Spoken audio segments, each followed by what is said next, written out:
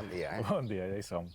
Bueno, Marc, ¿cómo habéis empezado este año con los incendios en Castellón, los incendios en Asturias? No hemos terminado el año, el pasado ni el anterior. O sea, es el tercer año que unimos verano e invierno con verano otra vez, con lo cual, sí, estamos en 2023, pero a nivel de campaña de incendios seguimos con la de 2021. Porque más que preocupados sobre cómo va el año es cómo va a ir la década y el siglo. Básicamente, los meteorólogos ya nos han dicho que hemos entrado en una sequía de décadas.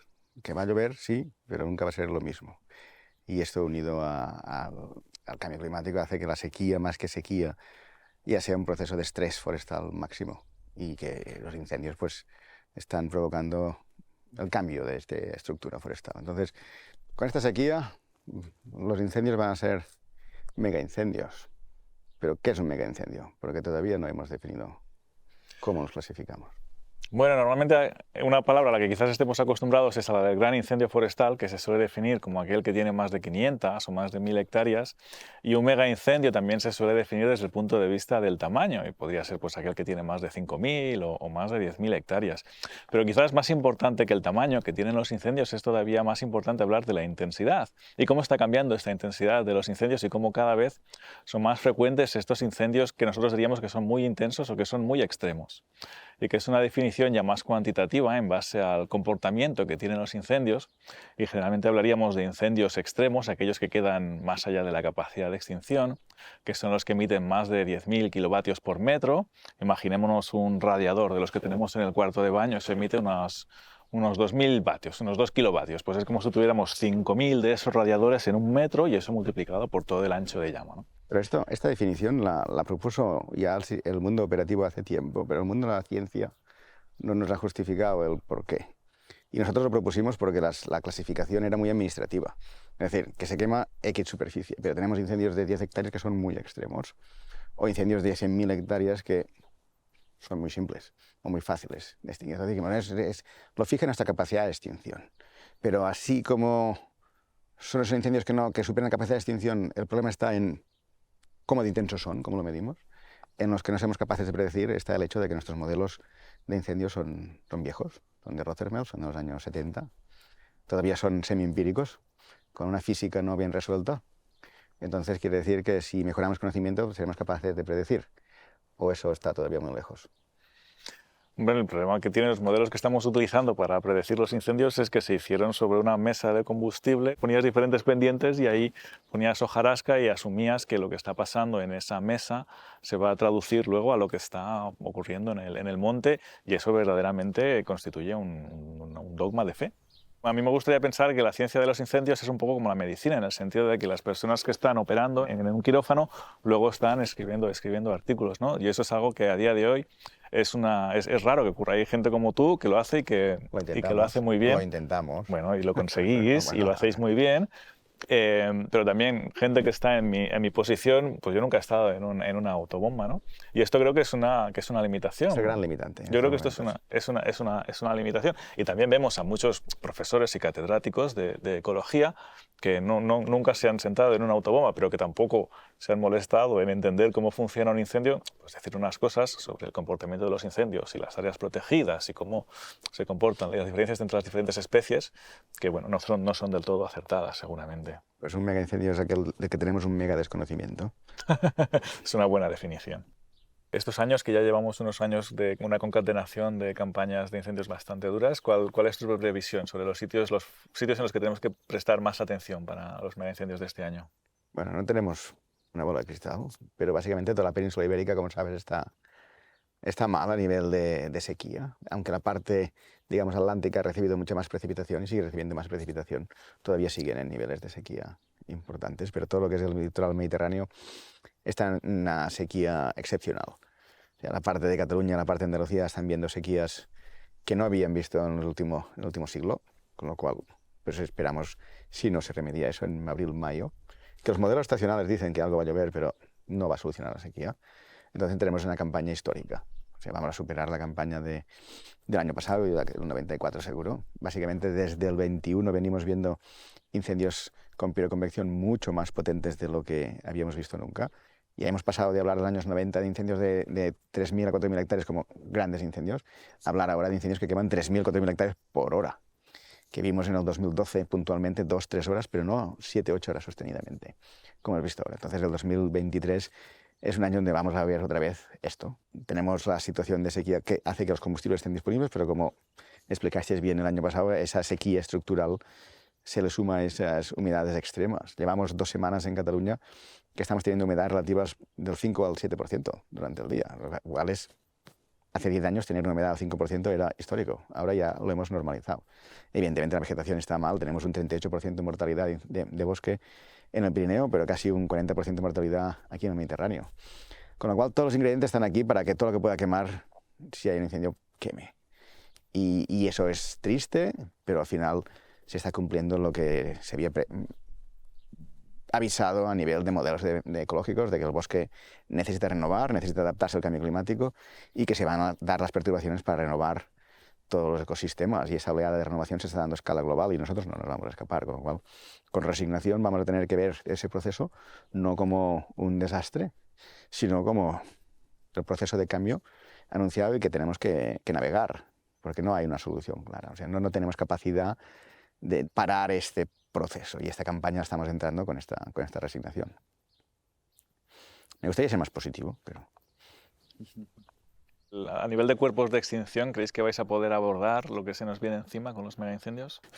El sistema de extinción en la península ibérica, contando España y Portugal, es un nivel muy alto, es el de los niveles más altos del planeta. O sea, está muy especializado, está muy focalizado, y ya superamos la época de los 90, que eran todos recursos, y ahora ya es mucho conocimiento también.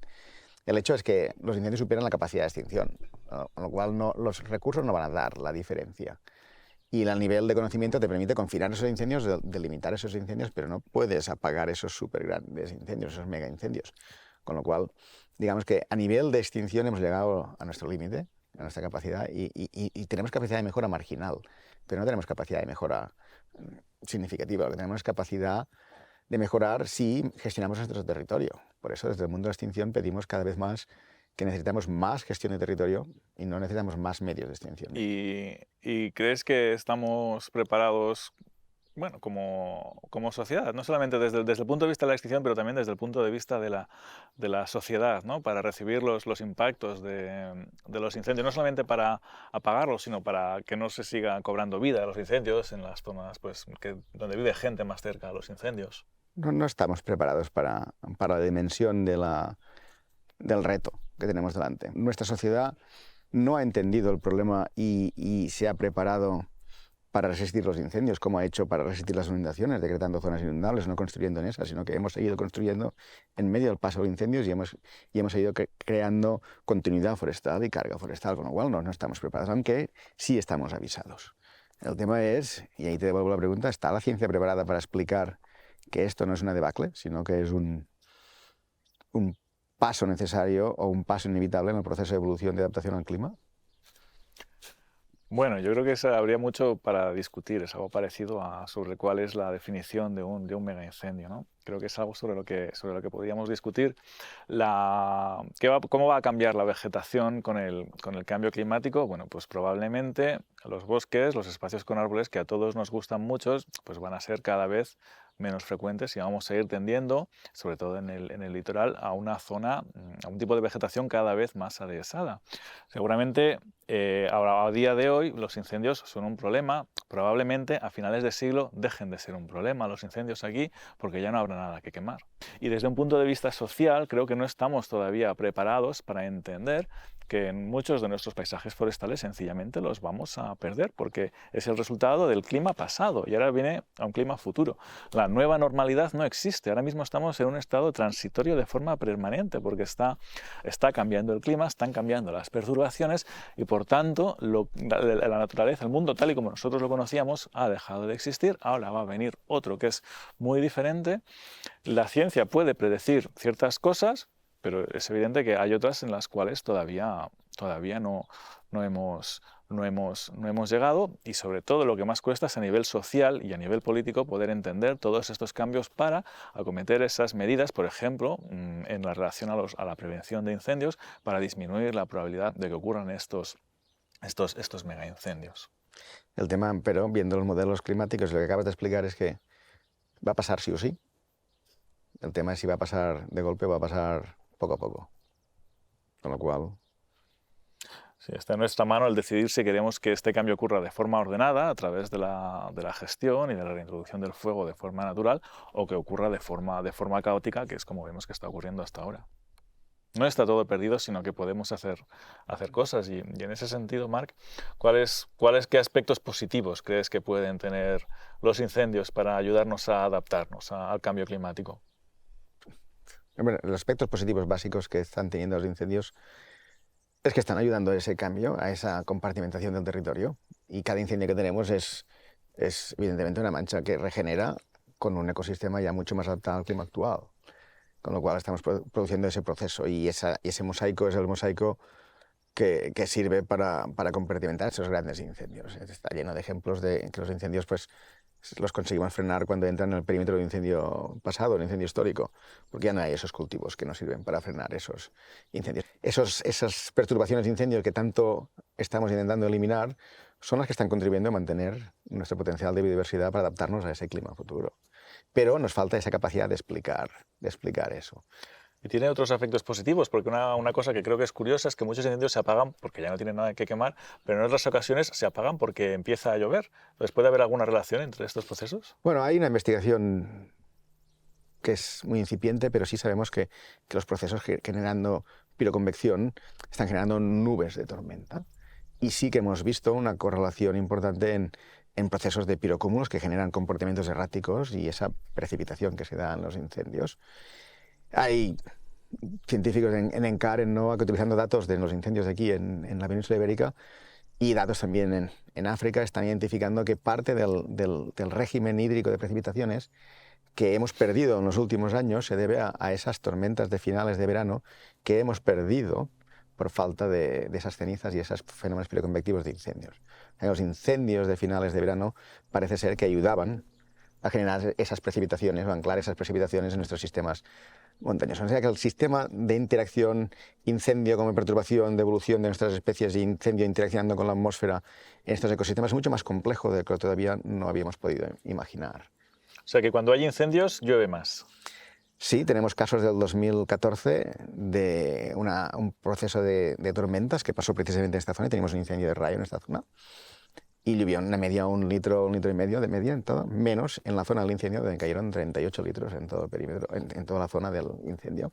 El incendio de Santa Coloma, de Cardona, en los Solsones, todos esos incendios tienen esos fenómenos de precipitación, con lo cual el proceso que explican los científicos y que empiezan a explicar también en las rocosas y en la zona de Siberia es que en ese proceso de final de verano, cuando empiezan las tormentas, primero son secas, con poca precipitación, generan los incendios de rayos. Los incendios de rayo generan cambios en la atmósfera que favorecen que después las tormentas tengan alta precipitación. Si extinguimos esos primeros rayos, el segundo paso de tormentas con lluvia no se llega a dar.